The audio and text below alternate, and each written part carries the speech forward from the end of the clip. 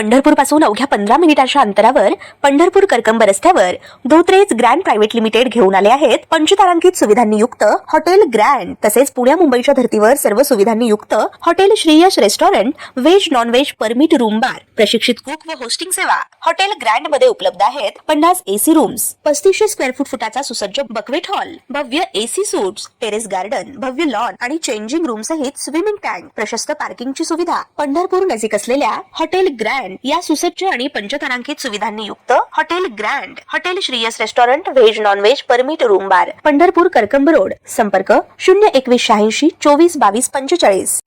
ताज्या घडामोडी पाहण्यासाठी आमच्या YouTube चॅनलवरील PVR म्हणजेच पंढरी वार्ता या न्यूजला सबस्क्राइब करा आणि शेजारील बेल आयकॉनवर क्लिक करा। बहुजन आघाडीचा आदरणीय बाळासाहेब आंबेडकर आगे बढ़ो, हम तुम्हारे साथ हैं। यूथ और कांग्रेस तथा आंबेडकर आगे बढ़ो, हम तुम्हारे साथ हैं। Vote for gas cylinder, vote for gas cylinder, vote for gas cylinder. पंढरपुरात सध्या नगरपालिका निवडणुकीच्या निमित्ताने प्रचाराचा गजबजाट सुरू असतानाच नगराध्यक्ष पदासाठी वंचित बहुजन आघाडीच्या माध्यमातून मैदानात उतरलेल्या भारती राजाभाऊ शिंदे यांच्या निर्धारपूर्वक प्रचाराची शहरात मोठी चर्चा होत असून वंचित बहुजन आघाडीने भाजप मित्र पक्षाशी कसल्याही परिस्थितीत युती करणार नाही असा निर्णय घेत समविचारी पक्षांना सोबत घेण्याची तयारी वंचित बहुजन आघाडीचे शहराध्यक्ष राजाभाऊ शिंदे यांनी दर्शवली होती। मात्र समविचारी पक्षांकडून प्रतिसाद न मिळाल्याने वंचित बहुजन आघाडीने आपला उमेदवार मैदानात उतरवत शहरातील विविध भागात जोरदार प्रचार यंत्रणा राबवित तसेच प्रचार फेरीच्या माध्यमातून मतदारांशी संपर्क साधत आपली भूमिका मांडत आहेत। आज शहरातील इसबावी तसेच इतर उपनगरात प्रचार फेरी काढत नगराध्यक्ष पदाच्या उमेदवार भारती शिंदे यांनी मतदारांशी संवाद साधला। यावेळी वंचित बहुजन आघाडीचे विविध पदाधिकारी, महिला आघाडीचे पदाधिकारी, युवक आघाडीचे पदाधिकारी यांच्यासह समर्थक मोठ्या संख्येने सहभागी झाल्याचे दिसून आले। आज वंचित बहुजन आघाडी पंढरपूरचे नगराध्यक्ष पदाचे उमेदवार सौ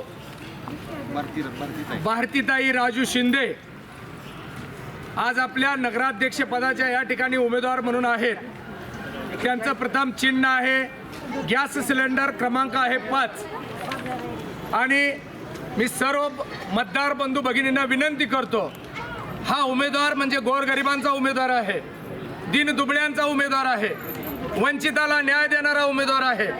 आणि त्या ठिकाणी जर आपल्याला या पंढरपूरमध्ये जर विकास साधायचा असेल तर आपण गॅस सिलेंडर या चिन्हासमोरील बटन दाबून सौ भारतीताई राजू शिंदे यांना आपण प्रचंड मताने निवडून दिलं पाहिजे।